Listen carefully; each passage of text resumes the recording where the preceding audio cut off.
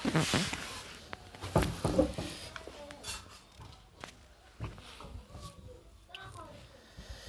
Hello friends, welcome back to my channel. तो आज हम देखेंगे उत्सर्जन तंत्र का मोस्ट इम्पॉर्टेंट क्वेश्चन। चलिए आइए देखते हैं। ये बहुत ही मोस्ट इम्पॉर्टेंट क्वेश्चन है जो कि आपके बिहार बोर्ड एग्ज़ाम में आने की संभावना ज़्यादा रहती है। आइए, बायोलॉजी का चैप्टर है। पहला क्वेश्चन है आपका उत्सर्जन तंत्र। उत्सर्जन तंत्र चैप्टर का है पहला क्वेश्चन। वृक्क यानी किरणी किस जैव प्रक्रम का हिस्सा है?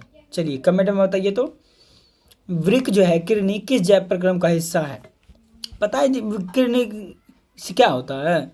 इससे किसी भी अवशिष्ट पदार्थ को बाहर निकालते हैं, यानी कि शरीर से अवशिष्ट पदार्थ को बाहर निकालना क्या कहलाता है? उत्सर्जन। यानी कि वृक्क किस जैव प्रक्रम की हिस्सा है? तो ये उत्सर्जन का हिस्सा है। आंसर नंबर डी हो जाएगा। क्या हो जाएगा इसका? उत्सर्जन का हिस्सा। ये किसका हिस्सा हो गया? उत्सर्जन का हिस्सा। सभी ने लगा लिया क्वेश्चन। इसका आंसर क्या आ जाएगा? डी। इसका क्वेश्चन क्या आ जाएगा? Question number D. चलिए, इसका आंसर हो गया डी। चलिए आगे देखिए अगला क्वेश्चन नंबर 2 क्या कहता है?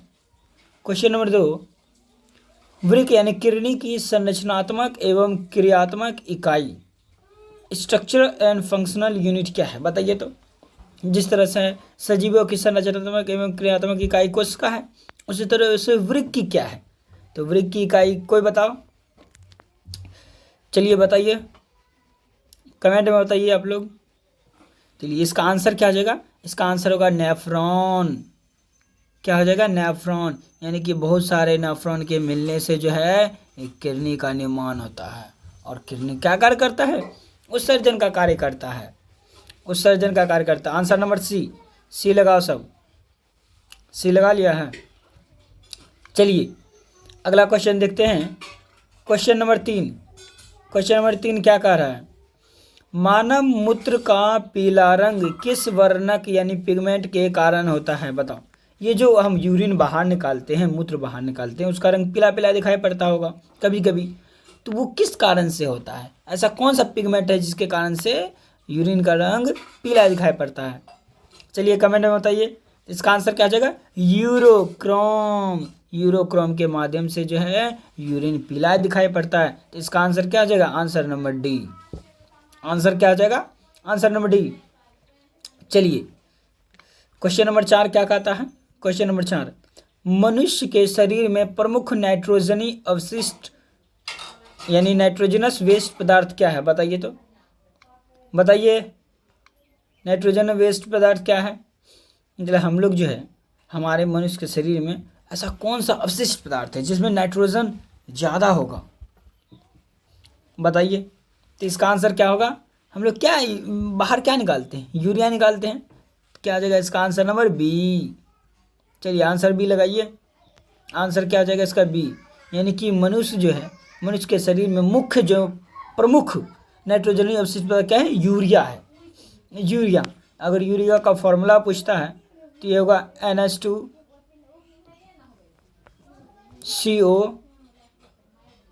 NH2। ये फॉर्मूला है यूरिया का। चलिए अगला क्वेश्चन देखते हैं। क्वेश्चन नंबर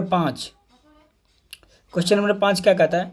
कृत्रिम वृक्क यानी आर्टिफिशियल किरणी किस सिद्धांत पर कार्य करता है? बताओ। तो आर्टिफिशियल किरणी जो है किस सिद्धांत पर कार्य करता है? ये डायलिसिस पे कार्य करता है। ऑप्शन नंबर सी हो जाएगा। इसका आंसर क्या आ जाएगा? Option number C, dialysis. किस पे कार्य करता है? डायलिसिस पता है ना? अगर किसी का वृक्क जो है, किडनी किसी कारणवश से खराब हो गया तो हमारे शरीर में जो अवशिष्ट पदार्थ है उसको बाहर निकालने के लिए एक मशीन का उपयोग किया जाता है। एक कृत्रिम वृक्क का उपयोग किया जाता है जिसको कि क्या कहते हैं? हीमोडायलिसिस। और इस प्रक्रिया को क्या कहते हैं? डायलिसिस। तो आपका आंसर क्या आ जाएगा? आंसर नंबर सी। 5 का आंसर सी। चलिए आंसर सी लगा लीजिए सब। चलिए आगे देखते हैं। क्वेश्चन नंबर 6, यूरिया का निर्माण शरीर के किस अंग में होता है? चलिए बताइए। तो यूरिया का जो निर्माण हो रहा है शरीर के किस अंग में हो रहा है? यूरिया का निर्माण शरीर के किस अंग में होता है? बताइए। देखो किडनी में होता है, गलत बात है, किडनी में नहीं होता है, फेफड़ा में भी नहीं होता है, और इसका निर्माण होता है यकृत में। यकृत जो है, आंसर नंबर सी लगाइए। हमारे शरीर के सबसे ग्रंथि क्या है? यकृत है, और यकृत में ही ऑर्निथिन साइकिल चलता है। उस ऑर्निथिन साइकिल के माध्यम से जो यूरिया का निर्माण होता है। तो आंसर क्या आ जाएगा आपका? Answer number C. चलिए क्वेश्चन नंबर आगे देखते हैं।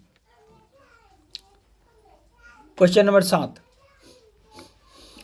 पौधों में उत्सर्जी पदार्थ किस रूप में संचित रहते हैं? चलिए पौधा में उत्सर्जन की बात कर रहा है। पौधा में उत्सर्जन जो होता है, उत्सर्जी पदार्थ जो है, जो अवशिष्ट पदार्थ है, वो किस रूप में संचित रहता है, स्टोर रहता है? रेजिन के रूप में। सही बात है, रेजिन के रूप में। गोंद के रूप में भी निकलता है उत्सर्जी कोशिका, ये गलत बात है। तो आपका आंसर हो जाएगा डी, ए और बी दोनों। क्या होगा? ए और बी दोनों। गोंद भी होता है और रेजिन भी होता है, हमने बताया था आपको। तो पौधों में उत्सर्जी पदार्थ किस रूप में संचित रहता है? गोंद और रेजिन के रूप में। तो 7 का आंसर क्या हो जाएगा? 7 का आंसर डी हो जाएगा। चलिए अब क्वेश्चन नंबर 8, मनुष्य में उत्सर्जी अंग, मनुष्य में मुख्य उत्सर्जी अंग, मेन एक्सक्रीटरी ऑर्गन कौन सा है? चलिए बताइए, तो बताइए कौन सा होगा आंसर? देखो फेफड़ा से भी उत्सर्जन करते हैं CO2 का, ये तो है ही, ठीक है। त्वचा से भी हम पसीना निकालते हैं, ये भी उत्सर्जी अंग है। वृक्क भी उत्सर्जी अंग है, ठीक है, उत्सर्जी अंग। लेकिन क्या पूछ रहा है हमसे? मुख्य उत्सर्जी अंग। मुख्य उत्सर्जी अंग क्या है? मुख्य उत्सर्जी अंग हो जाएगा, अंग हो जाएगा आपका वृक्क, यानी कि वृक्क से जो है मुख्य उत्सर्जी अंग वृक्क होगा, क्योंकि वृक्क से जो है हम यूरिन को बाहर निकालते हैं ज़्यादा से ज़्यादा मात्रा में। तो मुख्य पूछ रहा है, तो मुख्य में क्या आ जाएगा आपका? वृक्क। तो इसका आंसर क्या जाएगा? 8 का आंसर हो जाएगा सी। 8 का आंसर क्या आ जाएगा? सी। 8 का आंसर क्या होगा? सी। चलिए अगला क्वेश्चन देखते हैं। अगर आपको ये वीडियो अच्छा लग रहा है तो हमारे चैनल को सब्सक्राइब करें और हमें सपोर्ट करें, और इस वीडियो को लाइक भी ज़रूर करें, अपने दोस्तों के साथ शेयर भी कर सकते हैं। चलिए अगला क्वेश्चन देखते हैं। Question number 8। क्वेश्चन नंबर 8 क्या कहता है? क्वेश्चन नंबर 8 हो गया। Question number 9। क्वेश्चन नंबर 9 में देखिए, आप लोग कमेंट भी बता सकते हैं।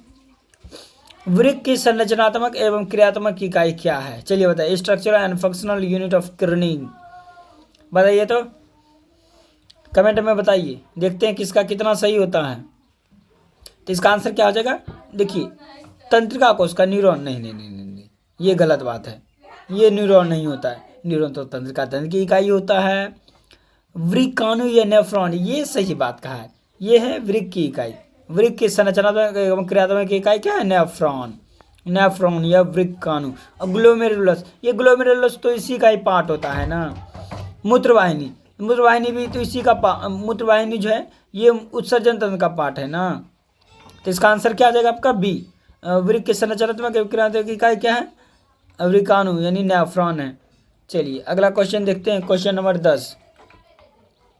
क्वेश्चन नंबर 10 क्या कहता है कि मूत्र का पीला रंग किस वर्ण के कारण होता है? बताइए तो, ये वाला भी बताए थे। मूत्र का जो ये रंग आपको पीला दिखाई दे रहा है, किसके कारण से दिखाई दे रहा है? मूत्र का रंग पीला किस वर्ण के कारण दिखाई दे रहा है? चलिए बताइए तो बताइए। इसका आंसर क्या जाएगा? यूरोक्रोम। किसके माध्यम से? ऐसा क्या है वो? यूरोक्रोम है, यूरोक्रोम के माध्यम से दिखाई देता है। चलिए अगला क्वेश्चन। Question number 11। मनुष्य के शरीर में रक्त को छानने या फिल्टरिंग द ब्लड का कार्य कौन करता है? मनुष्य के शरीर में रक्त को छानने का कार्य कौन करता है? बताइए तो, रक्त को छानने का कार्य कौन करता है? रक्त को छानने का कार्य कौन करता है? बताइए। ये काम करता है वृक्क भाई साहब। ये किडनी जो है रक्त को छानने का कार्य करता है। तो 11 का आंसर क्या आ जाएगा? सी। आंसर सी लगाओ सब। चलिए अगला क्वेश्चन। Question number 12। जब किसी व्यक्ति के वृक्क काम करना बंद कर देता है तो रक्त को साफ करने की प्रक्रिया क्या कहलाती है? बताइए, बताइए क्या कहलाती है? डायलिसिस कहलाती है। क्या कहलाती है? डायलिसिस। और इसमें जिस मशीन का उपयोग किया जाता है वो कृत्रिम वृक्क होता है, इसको हीमोडायलिसिस कहते हैं। तो इसका आंसर क्या हो जाएगा? डायलिसिस। चलिए क्वेश्चन नंबर 13। क्वेश्चन नंबर 13 क्या कहता है? पौधों में उत्सर्जित पदार्थ किस रूप में संचित रहता है? बताइए, अभी तुरंत बताए थे ना। किस रूप में संचित रहता है? गोंद के रूप में, रेजिन के रूप में, टेनिन के रूप में भी रहता है। तो उपरोक्त में से सभी आंसर क्या हो जाएगा? डी। डी में लगाओ सब। तो 13 का क्या हो जाएगा आंसर? आपका डी हो जाएगा। 13 का आंसर क्या हो जाएगा? डी। चलिए अगला क्वेश्चन देखते हैं। Question number 14। चलिए, ग्लोमेरुलस किस अंग का भाग है? बताइए तो ग्लोमेरुलस किस अंग का भाग है? ये तो सुना सुना सा लग रहा है। ग्लोमेरुलस किस अंग का भाग है? ये वृक्क का भाग है। किसका भाग है? वृक्क का भाग है। आप लोग टिक लगाइए। B number. ये किसका भाग है? B number. ग्लोमेरुलस किसका भाग है? वृक्क का भाग है। किसका भाग है? वृक्क का भाग है। चलिए अगला क्वेश्चन नंबर 15। क्वेश्चन नंबर 15 देखिए, मूत्र का पीला रंग। बताइए तो मूत्र का पीला रंग किसके कारण होता है? कितना आसान है, यूरोक्रोम के कारण। यहाँ लिखना है आपको यूरोक्रोम। यूरोक्रोम के कारण मूत्र का पीला रंग किसके कारण होता है? यूरोक्रोम के कारण। चलिए अगला क्वेश्चन नंबर 16 क्या कहता है? वृक्क उदर गुहा के पीछे रीढ़ की हड्डी के दोनों ओर स्थित डैश के आकार का होता है। मतलब वृक्क किसके आकार का होता है? वृक्क जो है, सीम का बीज देखा है ना, तो सीम के बीज के आकार का होता है। यहाँ हम क्या लिखेंगे? सेम के बीज। सेम के बीज के आकार का होता है। कैसा होता है? सेम के बीज के आकार का। आपको देखिए पीछे में दिख रहा है कैसा है कि ये सेम के बीज के आकार का है। यहाँ पे आपको दिख रहा है ये सेम के बीज के आकार का है। वृक्क कैसा है? सेम के बीज के आकार का। ठीक है। चलिए अगला क्वेश्चन नंबर 17 क्या कहता है? नेफ्रॉन के प्याले नुमा भाग को क्या कहते हैं? बताइए तो नेफ्रॉन के प्याले नुमा भाग को क्या कहते हैं? बताइए जल्दी से। चलिए बताइए क्या होगा? नेफ्रॉन के प्याले नुमा संरचना क्या कहते हैं? इसको बोलते हैं बोमेन्स कैप्सूल। क्या बोलते हैं? Bowman's capsule. बोमेन्स कैप्सूल लिख लीजिए। नेफ्रॉन के पहले नंबर संरचना को क्या कहते हैं? Bowman's capsule. चलिए क्वेश्चन नंबर 18। वृक्क में निर्मित मूत्र डैश नामक नली के द्वारा मूत्राशय में जाता है। बताइए, ये जो नली आपको दिख रहा है, ये नली, इस नली को क्या कहते हैं? यूरेटर, मूत्रवाहिनी। तो इसका आंसर क्या आ जाएगा? मूत्रवाहिनी। क्या आ जाएगा? मूत्रवाहिनी। चलिए लगा लिया है। आगे देखिए, ये किडनी का फिगर है। देखिए मनुष्य का जो किडनी है वो सीम के बीज के आकार का आपको दिखाई दे रहा है। और कितना है? एक जोड़ा होता है। एक जोड़ा होता है। इससे जो आपको नली देखने को मिल रहा है, इससे जो मूत्र जो है एक थैलेनुमा संरचना में आके जमा होता है, ये हो गया किडनी, इसको कहते हैं मूत्रवाहिनी। और ये थैलेनुमा संरचना में जो जमा हो रहा है इसको बोलते हैं मूत्राशय। और जहाँ से ये बाहर निकलता है उसको बोलते हैं मूत्रमार्ग। ठीक है, ये देख लीजिए। चलिए आगे देखते हैं। ये जो बना है ये नेफ्रॉन का फिगर है। ये नेफ्रॉन का फिगर है, एक नेफ्रॉन का फिगर है, आपको दिखाई दे रहा होगा। देखिए ऊपर में ये प्याले जैसी संरचना आपको दिखाई दे रहा है। इस प्याले जैसी संरचना को क्या बोलते हैं? Bowman's capsule. इसको बोलते हैं, ये प्याले जैसी संरचना को बोमेन्स कैप्सूल। और नीचे इसको पीसीटी बोलते हैं, प्रॉक्सिमल कन्वोल्यूटेड ट्यूब्यूल। और ये लूप ऑफ फैनले है, लूप ऑफ फैनले। ये हो गया डिस्टल कन्वोल्यूटेड ट्यूब्यूल। और ये पूरा हो गया आपका कलेक्टिंग डक्ट। और ये आगे चल के जो है मूत्रवाहिनी का निर्माण करता है, यूरेटर का निर्माण करता है, यूरेटर का निर्माण करेगा। यहाँ पे आपका ये वृक्क है, सीम के बीज के आकार का वृक्क है। और ये मूत्रवाहिनी यूरेटर है। ये यूरिनरी ब्लडर हो गया और ये यूरेथ्रा होगा।